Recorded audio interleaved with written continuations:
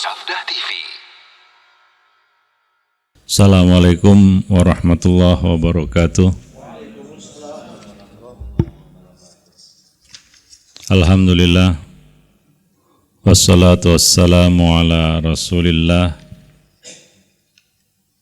wa ala alihi wa sahbihi wa mawalah, wa la hawla wa la quwata illa billah.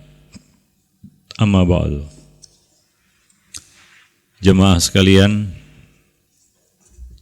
muslimin dan muslimat yang dimuliakan Allah, hari ini kita akan melanjutkan kajian kita, ya, halaman 219 atau 218 lah, ya, penutup dari pembahasan hasad itu belum itu, ya. Kita akan bahas itu sekarang.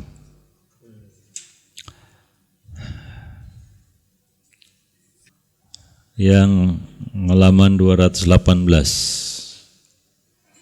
Ya. Ini penutup dari pembahasan hasad. Ya, dan terhadap orang hasad, sikap kita adalah tidak perlu meladeninya. Karena sifat hasad bukan untuk dilawan. Itu ingat itu. Ya. Karena kalau kita meladeni orang hasad, kita akan ketularan hasad juga. Karena hasad enggak bisa dilawan kecuali dengan hasad. Ya, maka Nabi mengatakan tentang hasad ini wala tahasadu.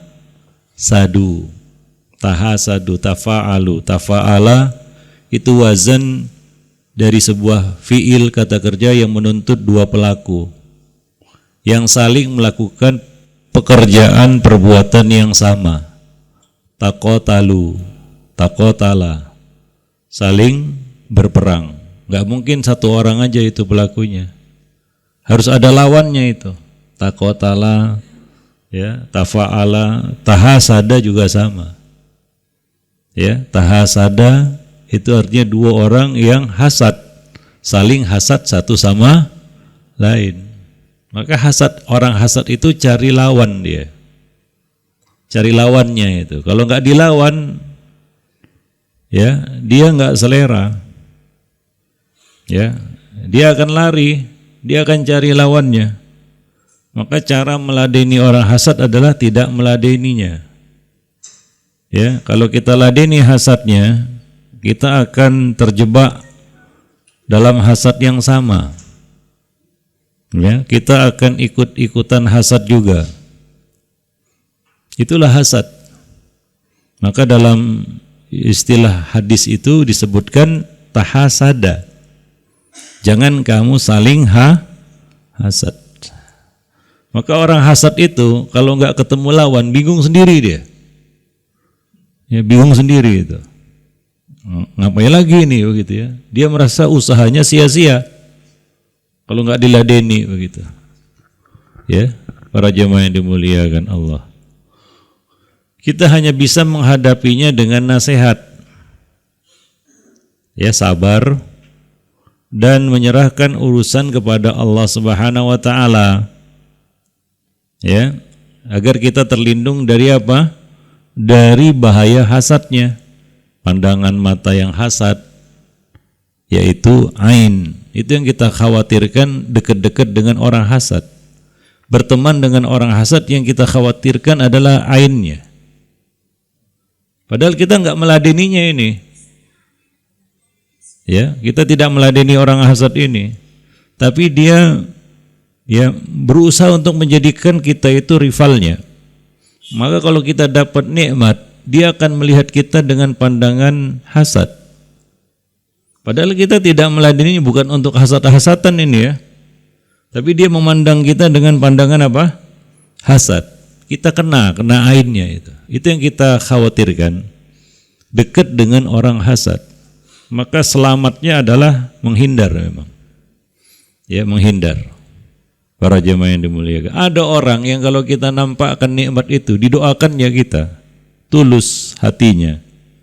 Ya kan? Kita dapat nikmat ini. Kita berteman dengan orang yang enggak hasad, tulus, bersih hatinya, kita dapat doanya. Tapi kalau berteman dengan orang hasad, kita dapat ainnya.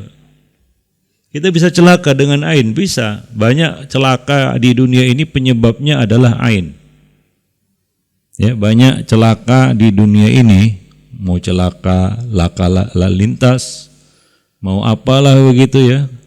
Banyak kan celaka di muka bumi ini. Itu penyebab terbesar adalah ain. Para jemaah yang dimuliakan Allah. Maka siap-siap kalau kita memelihara sifat hasad akan dijauhi orang. Orang enggak tahan sebenarnya. Kecuali dengan orang hasad semisalnya. Makanya kita kata-kata di orang hasad itu cari partnernya dia. Ya, orang hasad juga untuk saling hasad satu sama lain. Para jemaah yang dimuliakan. Kenapa kita harus menyerahkan urusan ini kepada Allah? Karena dialah sebaik-baik pelindung dari apa? Dari kejahatan hasad. Ya. Wa min syarri hasidin idza hasada. Ya, dari kejahatan orang-orang yang hasad ketika dia hasad. Ya, bisa jadi ainnya, pandangan mata yang penuh hasad, ya, yang bisa berpengaruh kepada kita kalau kita tidak kuat-kuat berlindung kepada Allah Subhanahu wa taala, atau dia melakukan kejahatan-kejahatan besar lainnya seperti main dukun. Itu kalau memang ya kita katakan hasadnya itu sudah memuncak, ya, dia berani main dukun, ya, main ilmu hitam, ya, dan kejahatan-kejahatan lainnya. Ya, kita berlindung kepada Allah Subhanahu wa taala karena dialah sebaik-baik pembalas keburukan dan kejahatan manusia. Para jemaah yang dimuliakan Allah. Dan juga harus sabar itu untuk menghadapi orang hasad ini. Kalau kita punya urusan dengannya, ya. Kalau enggak ada urusan, ya bagus menghindar aja. Itu jalan terbaik. Menghindarinya adalah jalan terbaik. Kadang-kadang kita enggak bisa menghindarinya. Ternyata apa? Orang hasad ini tetangga kita, kan gitu ya. Nah, kita enggak bisa menghindarinya begitu. Atau kita punya urusan dengannya, maka kita harus bersabar menghadapinya. Bersabar. Para jemaah yang dimuliakan Allah, ya. Nah, demikian. Dan tentunya nasihati.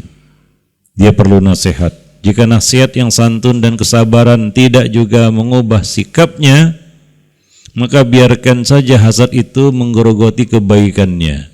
Sebagaimana api melahap, ya, kayu yang kering, habis. Yaitu kerugian memelihara hasad. Tanpa disadari, kebaikan itu akan habis dengan hasad. Abdullah bin Al-Mu'taz mengungkapkan dalam syairnya, isbir ala kaidil hasudi fa inna sabraka qatiluh fannaru ta'kulu ba'daha illam tajid ma ta'kuluh. Sabarlah terhadap makar orang hasad, karena sabarmu itulah yang akan memusnahkannya. Kobaran api akan melahap satu sama lain bila sudah tidak ada lagi yang bisa dilahapnya. Ya, seperti itu, ya, kita menghindari keburukan hasad. Para jemaah yang dimuliakan Allah, ya. Sering kita dengar kasus pengusaha misalnya terpaksa gulung tikar karena usahanya diguna-gunai oleh lawan bisnisnya yang hasad melihat kesuksesannya. Ini udah hasad tingkat tinggi ini, ya, yang sudah berujung kepada kejahatan. Ya, kadang-kadang hal seperti ini mau dilaporkan polisi juga susah. Kalau di masyarakat berlaku kadang-kadang hukum apa ya, hukum rimba, dihakimi, kan begitu ya. Di apa nama istilahnya, dipersekusi atau itulah dia namanya, ya. Karena kalau dilapor ke polisi, polisi juga bingung itu. Ini masuk pasal apa ini, kan begitu ya. Nah, biasanya dihakimi massa saja itu orang-orang seperti ini. Ya, nah karena ini kejahatan yang enggak kasat mata istilahnya. Kalau ada orang guna-gunai ya seseorang misalnya, lalu yang diguna-gunai ngelapor polisi, gimana tuh? Ada polisi di sini, kira-kira diterima nggak laporannya? Pak, saya diguna-gunai Pak, dikirim ini, dikirim itu, kan begitu ya. Lalu polisinya gimana itu prosesnya? Dia bingung itu buat BAP-nya kan gitu ya. Apa ini? Ya karena ini kadang-kadang nggak tersentuh oleh apa penegak hukum seperti ini ya. Nah, jadi ini sudah kita katakan hasad yang memuncak istilahnya ya. Min syarri hasidin idza hasad gitu. Nah, supaya terhindar dari petaka seperti itu, Rasulullah menganjurkan kita agar menyembunyikan sebahagian karunia yang Allah anugerahkan. Ya karena manusia itu banyak manusia yang hasad terhadap orang yang dapat nikmat. Nikmat itulah yang memunculkan hasad. Kelebihan-kelebihan yang Allah berikan itulah yang kadang-kadang memunculkan hasad.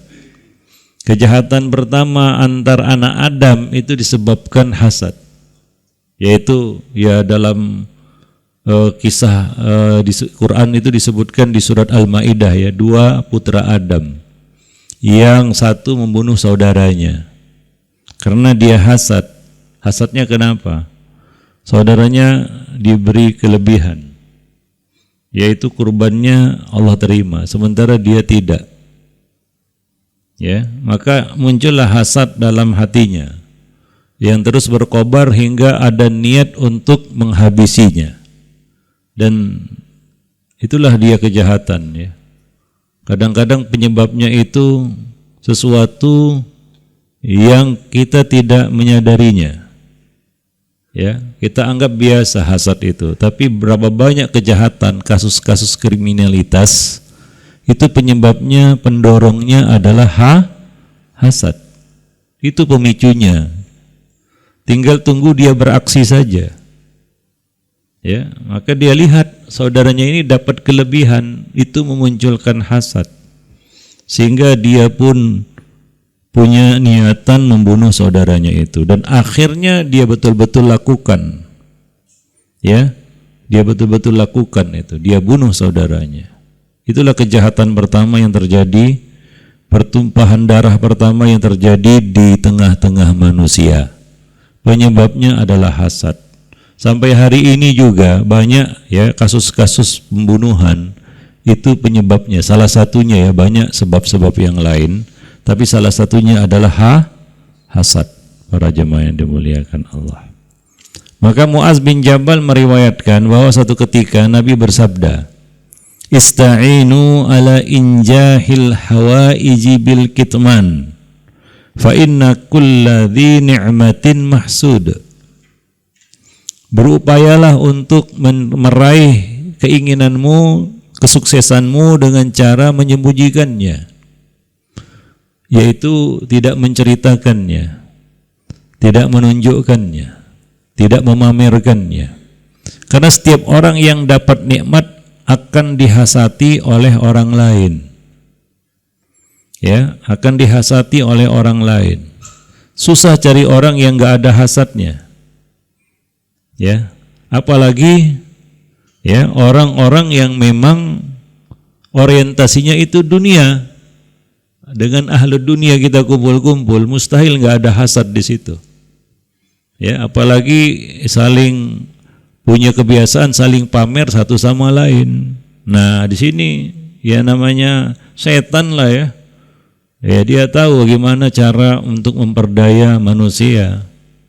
Itu yang digunakan setan juga untuk memperdaya anak Adam yang membunuh saudaranya itu. Diperdaya sehingga dia melancarkan aksinya membunuh saudaranya karena hasad tersebut. Ya.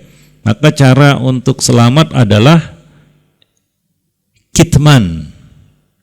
Ya, menyembunyikan. Ada hal-hal yang perlu kita tunjukkan, ada. Ada yang mungkin yang mengatakan, Ustadz, bukankah Allah senang kalau kita dapat nikmat, ya kita apa? Ya, menampakkannya ya. Iya, tapi jangan lupa juga hadis ini, itu harus balance, harus seimbang. Kita harus tahu kapan kita menunjukkan nikmat itu dan kapan kita harus menyembunyikannya. Kepada siapa, di depan siapa kita harus menyembunyikannya. Misalnya ya, kita dapat nikmat, ya, makanan. Di depan kita orang lapar. Lalu kita tunjukkan, pamerkan makanan itu, kita makan sendiri, dia tidak diberikan. Kira-kira gimana itu? Itu kan memancing kejahatan. Mungkin dia akan bisa lebih buas dan ganas daripada singa yang lapar. Ya, jadi kita juga harus tahu menggunakan hadis-hadis tersebut. Jangan pakai satu hadis yang lain disembunyikan atau dibuang, salah. Maka perlu kita itu melihat ya syariat ini dari semua sisi, bukan hanya dari satu sisi saja. Para jemaah yang dimuliakan Allah, ya, memang iya betul ada hadisnya. Allah suka apabila Allah memberikan nikmat kepada seorang, dia menampakkannya. Begitu dia bunyi hadisnya, ya, ada. Tapi kita harus tahu juga momennya, kapan kita menunjukkan nikmat itu. Apakah itu berarti kita memamerkannya? Enggak. Yaitu kita menggunakannya dengan sebaik-baiknya, tanpa ada niatan untuk memamerkannya. Karena memamerkan nikmat itu adalah ya kebiasaan Qarun. Ya, bukan kebiasaan orang-orang saleh sebelum kita. Tapi kebiasaan Qarun. Salafnya itu Qarun. Para jemaah yang dimuliakan Allah, ya. Salafnya itu Qarun. Adapun ya para sahabat, banyak di antara mereka yang dapat nikmat. Di antara sahabat itu ada yang kaya raya, ada. Tapi enggak ada kita dengar hadis di mana mereka itu pamer kekayaan. Ada enggak? Lalu menggunakan hadis Nabi tadi, Allah suka jika Allah memberikan nikmat kepada seorang hamba lalu dia menampakkannya. Lalu diamalkan sahabat, mereka memamerkan kekayaan mereka. Enggak. Para jemaah yang dimuliakan Allah.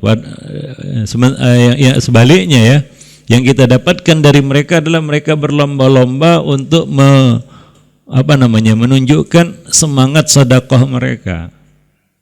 Para jemaah yang dimuliakan Allah. Jadi salafnya orang yang suka pamer itu siapa? Qarun.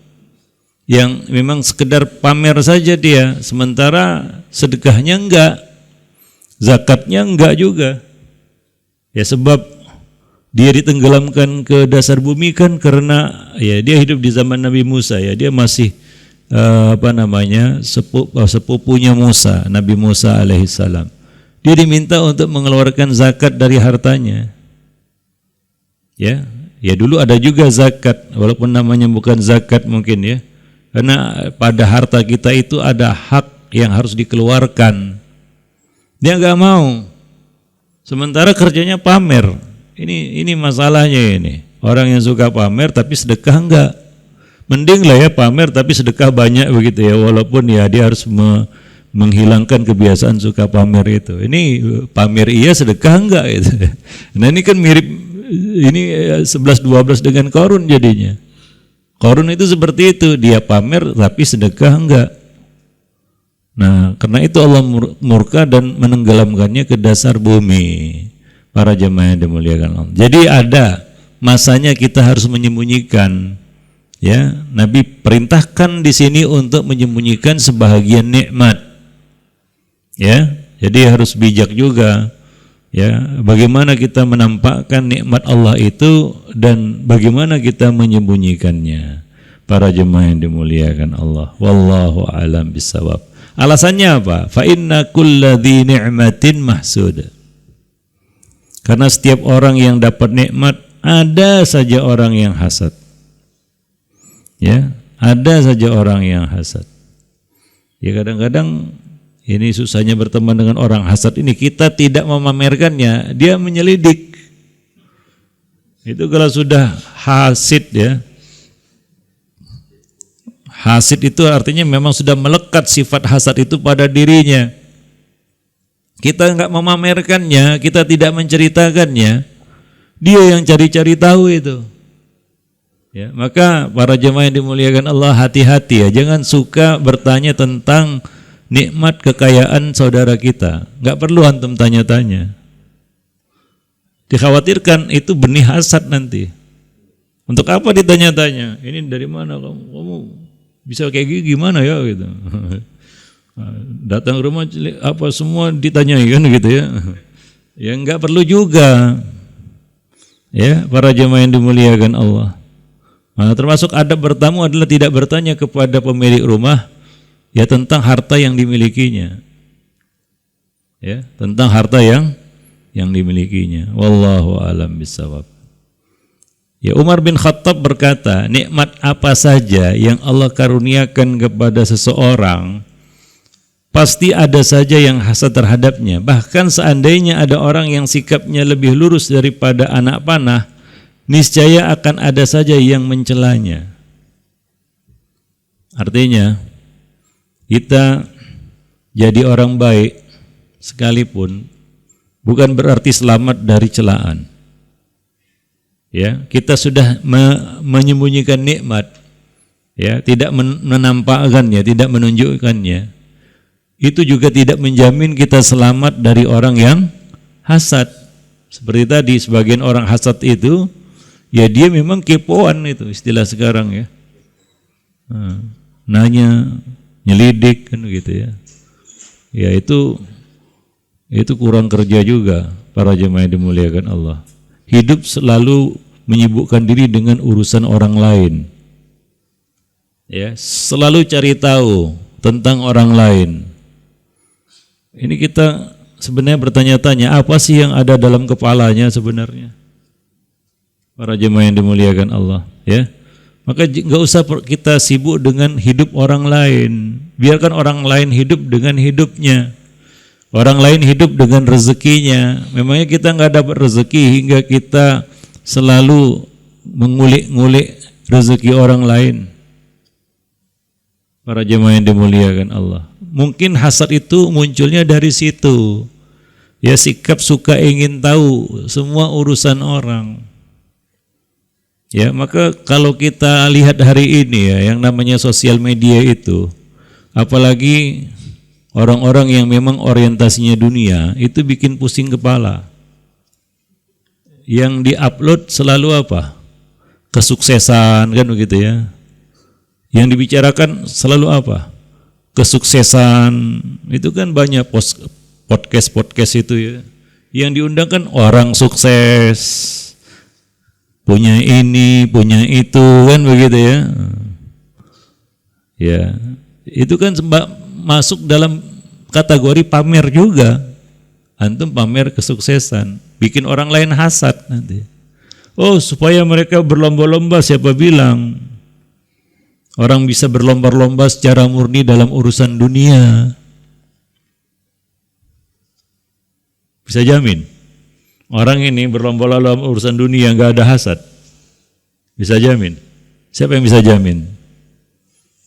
Nah, itu para jemaah yang dimuliakan Allah, ya. Nah, hati pun jadi nggak tenang itu. Maka ya berhentilah dari sibuk ya menyelidiki ataupun mencari tahu nikmat orang lain, rezeki orang lain, hidup orang lain. Para jemaah yang dimuliakan Allah. Nah, demikian. Taib. Ya, karena cari orang yang tulus hatinya hari ini susah. Cari orang yang bersih hatinya hari ini susah. Enggak jamin juga lah. Ya, kecuali kita memang kenal betul sama orang itu. Para jemaah yang dimuliakan Allah, ya. Nah, demikian. Tidak ada manusia yang dapat selamat dari celaan orang lain kecuali orang gila. Karena enggak perlu dicela lagi ya orang gila, ya. Karena para nabi dan rasul saja mereka tidak selamat dari celaan dan hasad orang-orang yang tidak beriman. Nabi aja dihasati, iya. Ada kan ayatnya? Am yahsudunan nas ala ma atahumullahu min fadlih. Apakah mereka hasad ya kepada nabi itu? Yahsudunan nas. An-nas di sini nabi maksudnya. Apakah mereka, yaitu orang-orang Yahudi, yahsudun, hasad kepada annas, yaitu Nabi, alama atahumullahu min fadlih, karena karunia yang Allah telah berikan kepada beliau. Jadi Nabi saja dihasati itu karena dapat karunia, ya dapat anugerah dari Allah Subhanahu wa taala. Kalau kita perhatikan penyakit orang-orang munafik yang ada di Madinah, khususnya terhadap Nabi sallallahu alaihi wasallam, adalah hasad. Ya, hasad terhadap Nabi sallallahu alaihi wasallam. Ini apa katakan ya, sangat berat ini. Perkara hasad ini. Enggak ada, jangan katakan wah saya ini kebal dari hasad, bohong. Kita justru harus terus berhati-hati. Ya, enggak pandang bulu, mau berilmu, mau enggak berilmu, mau awam, mau terpelajar, mau miskin, mau kaya, mau gimana pun katanya tingginya imannya, kecuali Nabi lah yang sudah dicuci hatinya. Kalau kita kan enggak ada yang dicuci hatinya. Maka jangan pernah merasa selamat bersih dari hasad. Ya, tugas kita itu adalah ya kita katakan meredam hasad kita. Seperti kita, kalau boleh kita analogikan, kita kasih persamaan, hasad itu sama dengan amarah. Yang pasti ada, ya, pasti ada, karena dia nempel seperti parasit dengan hawa nafsu. Ya, itu parasitnya itu. Parasit hawa nafsu itu ya hasad, amarah, itu dia. Nempel dia, Pak. Punya hawa nafsu enggak? Kalau enggak punya hawa nafsu lagi, mungkin udah jadi malaikat, Pak ya. Ya. Itu yang enggak ada hawa nafsu, malaikat. Kita kan bukan malaikat. Jadi hasad, amarah itu dia menempel pada hawa nafsu. Ya enggak mungkin ya kita hilangkan, enggak mungkin. Dia sekonyong-konyong bisa tiba-tiba muncul, Pak. Walaupun kita sudah berusaha sekuat tenaga memeranginya, membasminya, tapi dia enggak akan bisa hilang. Dia ibarat parasit yang menempel pada hawa nafsu. Maka kita harus selalu dan terus waspada. Ya, sampai ujung hayat para jemaah yang dimuliakan Allah. Ya, seperti amarah itu kan menempel pada hawa nafsu. Nabi enggak menafikan marah. Tapi masalah yang besar adalah bagaimana mengendalikan marah, kan begitu? Bagaimana mengendalikan marah? Ada orang yang dipancing-pancing marahnya langsung marah. Ada. Pernah marah enggak, Bu? Ibu marah, langsung marah atau ditahan-tahan dulu? Ditahan-tahan dulu kan? Iya, ditahan-tahan. Ada marah itu dalam hati, ada. Ya, nggak mungkin kita jadi manusia tanpa marah, nggak mungkin. Marah itu ada, tapi poin pentingnya adalah bagaimana mengendalikannya. Di situ banyak yang gagal. Kalau ada orang marah-marah tanpa sebab, jangan-jangan gila. Kan begitu ya, orang gila aja, ya seperti itulah dia orang gila kan begitu ya. Orang gila aja kadang-kadang marah ada sebabnya, diganggu orang kan gitu ya. Nah kalau ada orang marah-marah tanpa sebab, itu mungkin harus diperiksakan ke RSC mungkin. Ya, para jemaah yang dimuliakan Allah. Jadi sebenarnya marah itu ada. Makanya kasusnya Pak, Bu, sering itu, marah itu kita tahan dulu. Ada dorongan untuk marah, tapi kita nggak langsung marah. Orang normal seperti itu. Tapi kegagalannya adalah ketika kita tidak mampu mengendalikannya. Di situ gagalnya. Di situ gagalnya. Para jemaah ini seperti orang yang berhenti di lampu merah karena lampunya merah, kan begitu ya? Karena lampunya merah. Nah, belum lagi hijau dia sudah jalan. Belum hijau, dia sudah jalan, Pak. Kira-kira kalau ada kamera etle, gitu ya sebutannya, etle. Kira-kira ketangkep nggak dia nih? Kena nggak? Kena ya? Tapi dia sudah berhenti. Kalau ada polisi di seberang sana itu. Ini lampu merah dia berhenti, belum hijau dia udah jalan. Kira-kira ketilang nggak ini? Bisa nggak dia berargumentasi dengan polisi itu dan berkata, Pak, saya tadi udah berhenti. Kira-kira diterima nggak alasannya ini? Enggak, dia tetap salah. Maka berhentinya itu jadi sia-sia. Dia ketilang juga, dia ketangkap juga, dia kena denda juga. Dia salah. Karena belum lagi hijau dia sudah jalan. Nah begitu juga orang yang sudah nahan-nahan marah akhirnya meledak marahnya. Sia-sia dia tahan-tahan sebenarnya. Enggak sampai finish itu. Maka nahan amarah itu harus sampai finish. Jangan kentang kena tanggung. Jadi sia-sia Pak. Seperti orang yang berhenti di lampu merah itu belum hijau sudah jalan. Itu kan kentang namanya. Ya, para jemaah yang dimuliakan Allah. Ya, nah demikian. Jadi masalahnya adalah bagaimana kita bisa mengendalikannya. Demikian juga hasad. Ya, kadang-kadang kita sudah tahan-tahan ini hasad, tapi akhirnya meledak juga hasad itu. Akhirnya hasad juga. Para jemaah yang dimuliakan Allah. Nah, disitulah kita perlu ya melatih ya hati ini supaya bisa mengendalikan hasad. Ada dorongan hasad, ada. Bohong kalau dikatakan wah saya ini enggak ada hasad sama sekali, enggak ada dorongannya. Enggak lah. Ya, memang kita ada hawa nafsu. Kita lihat ada orang lain dapat nikmat lebih, masa kita enggak kepingin? Minimal itu dululah. Apa?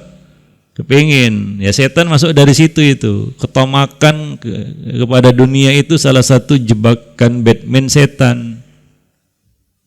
Ketamakan kepada dunia. Kepingin punya seperti yang dipunyai orang, kan begitu. Dan ini kan masalahnya si Kabil Habil ya, anak Adam itu ya, disebutkan namanya Kabil dan Habil gitu ya. Dia juga seperti saudaranya itu. Segala sesuatunya itu dari situ.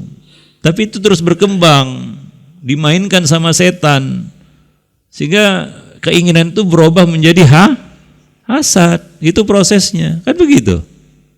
Kita lihat-lihat Insta story teman kita, status WA-nya gitu ya. Oh, dia kesini ke situ dapat ini, dapat itu, sekarang begini, sekarang begitu. Wah, kepengen awalnya Pak ya. Ya lama-lama setan bermain dengan hati manusia itu. Dia enggak membiarkan itu. Dia tahu setan ini sudah lihai kali. Lengah sedikit kita putus. Para jemaah yang dimuliakan Allah. Lengah sedikit hati kita putus, Pak. Makanya kita perlu mengawalnya itu. Para jemaah yang dimuliakan Allah. Wallahu a'lam bishawab. Apalagi di antara ibu-ibu, kan begitu Ibu ya? Betul enggak?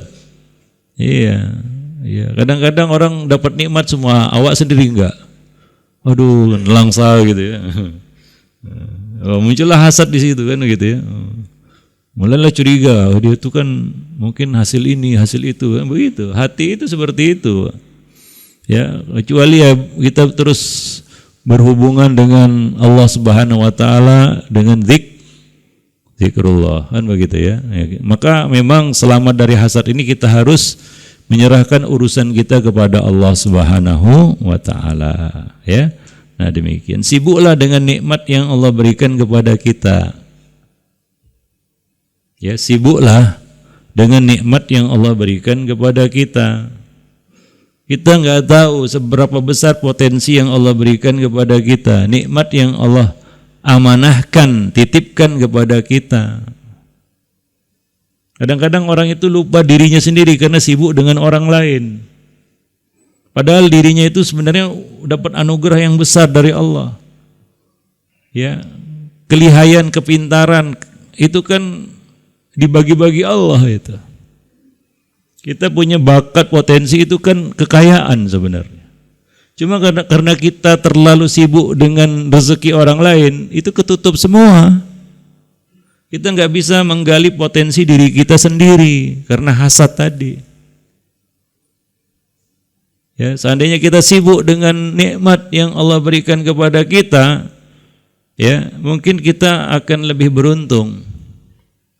Ya, kita akan lebih baik gitu. Maka ayatnya mengatakan apa? Wa amma bi ni'mati rabbika fahaddis. Adapun terhadap nikmat Rabb kamu yang telah Allah berikan kepada dirimu, hadis. Ya, terus dieksplor itu. Enggak perlu kita mengeksplor nikmat orang lain, nanti itu jadi hasad jadinya. Siapa yang enggak hasad kalau tiap hari yang kita sibukkan adalah kekayaan orang lain? Dia punya ini, dia punya itu, dia begini, dia begitu, dia sukses begini, kita yang enggak sukses. Dia untung ini, untung itu, begini, begitu. Kita yang enggak untung. Maka nanti kita lihat orang lain saja yang untung. Ya, para jemaah yang dimuliakan Allah. Ya, saya enggak melarang sih orang cerita kesuksesannya, tapi lihat-lihat tempatnya juga lah. Kadang-kadang di podcast itu ya, selalu yang diundang itu orang yang sukses dunia, kan begitu ya. Ya, kadang-kadang teman-teman yang sudah ngaji pun ikut-ikutan juga itu. Diundang lah kan gitu ya, podcast gitu, orang yang sukses, yang sekarang penghasilnya begini begitu, sekarang dia sukses begini begitu. Kalau itu saja yang dibicarakan, bagaimana enggak muncul hasad, Pak? Ya, enggak ilmu lagi yang dibicarakan. Ini sudah ada pergeseran di situ. Kenapa enggak kita bicara ilmu aja? Diundang orang yang berilmu, tanya jawab apa segala. Daripada diundang orang-orang sukses itu seolah-olah itulah dia yang dituju. Itulah dia yang menjadi tujuan. Kadang-kadang kita kasihan juga, sedih juga ya. Ini mereka punya potensi ya buat acara konten-konten YouTube kan gitu ya. Tapi yang dibicarakan selalu kesuksesan dunia saja. Ya, bagaimana enggak muncul hasad begitu? Memangnya mereka manusia suci, semuanya yang lihat itu enggak ada hasadnya? Bohonglah. Ya, maka lambat laun hasad itu akan merambat, merayap masuk ke dalam hati mereka, orang-orang yang menyaksikannya. Saya aja ngelihatnya, aduh kayak gini, lama-lama kepancing juga ya gitu. Ya kan? Antum tahu kan ya di podcast YouTube itu? Mungkin tahu lah, masa nggak pernah lihat. Ada juga sebagian yang orang-orang udah ngaji salaf juga itu, saya tahu itu. Udah ngaji salaf karena saya kenal juga orang-orangnya. Yang dulu juga ada yang di Roja dan sebagainya, ngerti sih. Cuma kalau kayak gini, aduh rendah kali lah. Kasihan juga gitu ya. Iya kan? Para jemaah yang dimuliakan Allah. Tanpa disadari, ya hasad ini akan merayap masuk dalam hati. Jangan merasa Superman, Pak. Wah, saya ini udah ngaji lama, Pak. Enggak. Saya ini udah kebal ini, saya ngajinya sudah tahunan ini. Ya salam gitu. Ini kepedean nih orang gitu. Nggak tahu dia yang dihadapinya siapa? Setan. Yang dihadapi itu setan, iblis. Pengalamannya jauh lebih banyak daripada masa ngaji kita. Ngaji baru beberapa tahun. Iblis dari Adam dikeluarkan dari sorga sampai sekarang kerjanya itu. Itu mau dilawan. Kalau kita nggak kembali kepada Al-Quran, petunjuk sunnah, kalah. Para jemaah yang dimuliakan Allah. Ya, nah demikian. Jadi memang ya itulah dia sekarang ya. Ya, pengaruh media itu besar. Karena sekarang kan kerjaan orang nonton kan begitu ya. Para jemaah yang dimuliakan, iya kan?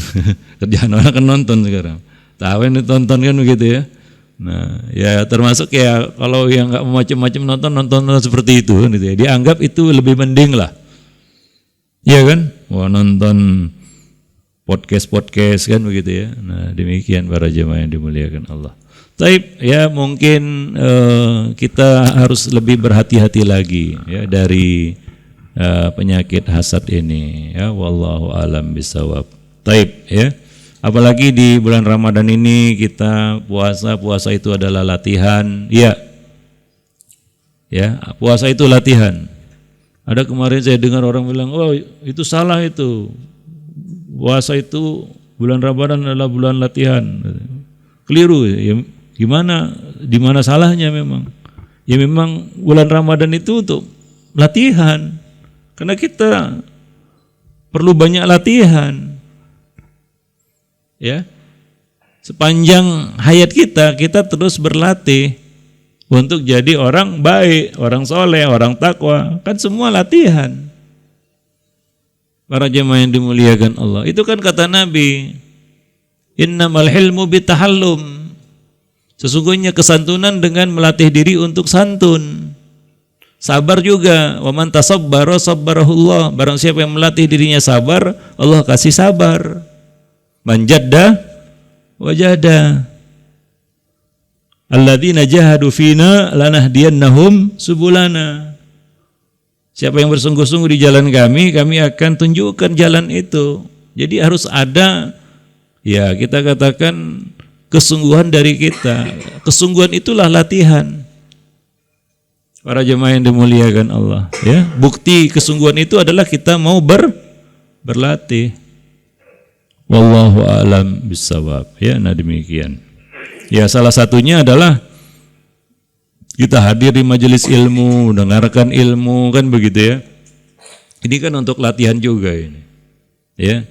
Ya seperti ada praktek, ada teori kan gitu ya. Nah, ini teorinya lah di sini kan begitu ya. Nanti kita pergi latihan keluar sana. Ya, di dalam kehidupan kita sehari-hari. Itulah yang kita hadapi hari-hari ya. Ya itulah kenyataan hidup kita, realitanya seperti itu. Para jemaah yang dimuliakan Allah. Ya karena kehidupan manusia hari ini itu udah jauh berbeda itu dengan kehidupan manusia mungkin 20-30 tahun yang lalu. Ya, beda kan? Beda.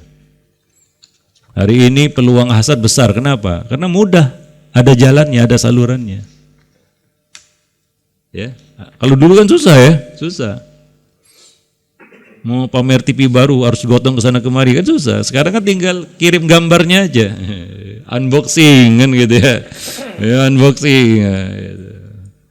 Ini itu kan gitu. Mudah, ada sarananya soalnya, nggak seperti 20-30 tahun yang lalu. Seperti sebagaimana menyebarkan ghibah namimah dulu susah. Karena yang punya telepon di rumahnya aja mungkin bisa dihitung dengan jari. Udah kaya banget tuh kalau dulu punya telepon. Telepon putar-putar gitu. Gitu ya. Itu pun belum tentu nyambung itu. Kalau sekarang kan dunia di ujung jari. Bahkan sekarang pakai voice comment aja. Tinggal ngomong aja gitu. Bahkan mungkin udah tahu isi pikiran itu, udah sampai AI-nya nanti udah sampai seperti itu, nggak ngomong, nggak sentuh, dia udah tahu aja apa yang kita inginkan nongol itu, gimana itu nanti? Jadi udah menuju ke situ itu teknologi.